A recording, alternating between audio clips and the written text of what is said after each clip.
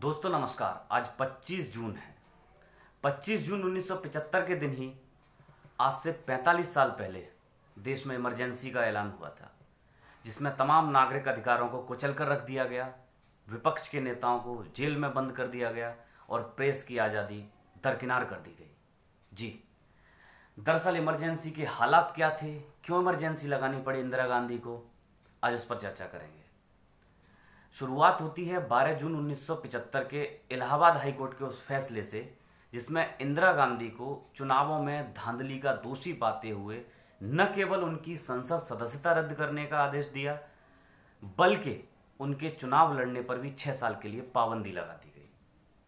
अब इंदिरा गांधी के पास कोई चारा नहीं बचा सिवाय प्रधानमंत्री पद से इस्तीफा देने के लिए, लेकिन उन्होंने अपने सलाहकारों की सलाह मानी और सुप्रीम कोर्ट में इस फैसले के खिलाफ अपील की।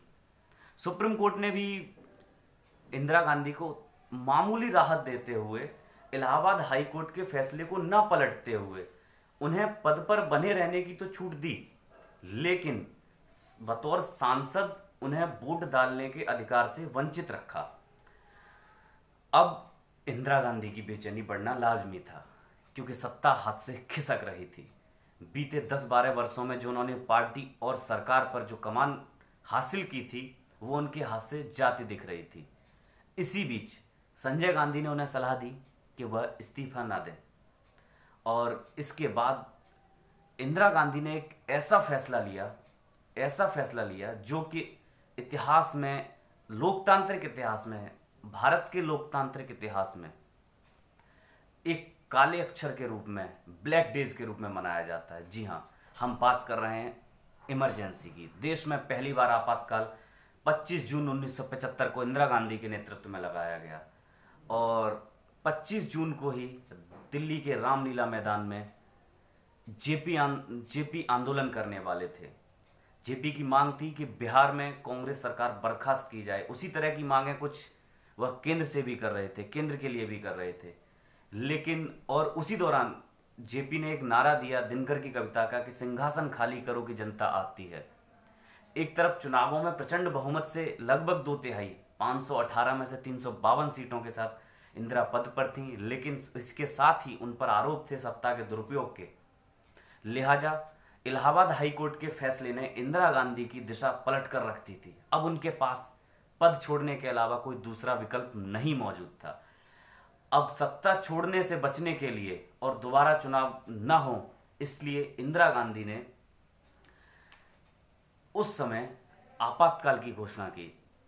उस दौरान तत्कालीन राष्ट्रपति फखरुद्दीन अली अहमद ने धारा 352 के तहत देश में आपातकाल की घोषणा कर दी, और इंदिरा ने इस आपातकाल की घोषणा के लिए तर्क यह दिया कि एक जना, यानी जना उनका कहने का मतलब था जेपी साहब को। जेपी ने आह्वान किया था कि पुलिस और सेनाएं सरकार के उन आदेशों को मानने से मना कर दें जो कि उनकी आत्मा को संतुष्ट नहीं करते हैं। दरअसल यह आदेश और यह अपील जेपी ने इसलिए की थी क्योंकि कोर्ट के फैसले के बाद वह जानते थे कि जो विपक्ष पिछले 10 वर्षों में जो इंदिरा के खिलाफ तैयार हो रहा था, इस फैसले ने उसे एक हवा दे दी और मजबूती प्रदान की। इसके बाद देश में दौर शुरू हुआ इमरजेंसी का। तमाम विपक्षी नेताओं को जेल में डाल दिया गया। इसमें चाहे अटल बिहारी वाजपेयी हों, जेपी हों, अडवाणी हों, अशोक मेहता सरी के नेताओं को जेल में बंद कर दिया गया। प्रेस को कुचल कर रख दिया गया। नागरिक अधिकार समाप्त कर दिए गए। इन तमाम चीज़ों के बावजूद लगभग 21 मार्च 1977 को तक देश में आपातकाल लागू रहा। इसके बाद चुनाव हुए, और हम सभी जानते हैं कि जनता ने इंदिरा गांधी को खारिज कर दिया और जनता पार्टी की सरकार चुनी। लिहाजा देश में आज 45 वर्ष पूरे हो रहे हैं इमरजेंसी को घोषित हुए, और ये भारत के लोकतांत्रिक इतिहास का सबसे काले अध्यायों में गिना जाता है।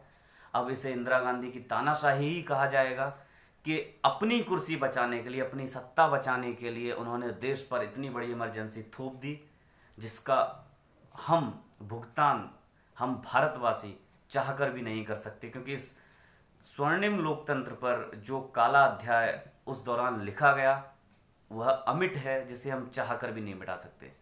नमस्कार।